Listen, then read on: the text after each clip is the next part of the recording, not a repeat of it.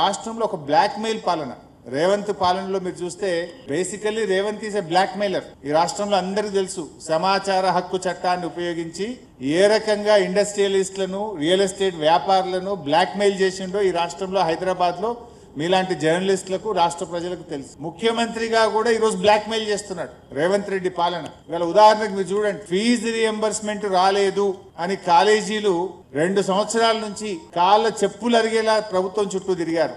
మంత్రులను కలిశారు, ముఖ్యమంత్రిని కలిశారు, అధికారులను కలిశారు. ఉద్యోగుల జీతాలు ఇవ్వలేకపోతున్నాము, కరెంట్ బిల్లులు కట్టలేకపోతున్నాము, ఈ కాలేజీలు మేము నడపలేము అని నిరవధిక సమ్మెకు కాలేజీలు పోయారు. నిరవధిక సమ్మెకు పోతే ఆ కాలేజీల మీద విజిలెన్స్ దాడులు చేపిస్తున్నాడు రేవంత్ రెడ్డి. పోలీసులను పంపించి కాలేజీల యాజమాన్యాన్ని భయభ్రాంతులకు గురి చేస్తున్నాడు రేవంత్ రెడ్డి. పైసలు ఏవైతివి కనీసం సమ్మె చేసే హక్కు కూడా లేదంటే ఇది బ్లాక్ మెయిల్ కాకపోతే ఏంటిది రేవంత్ రెడ్డి గారు?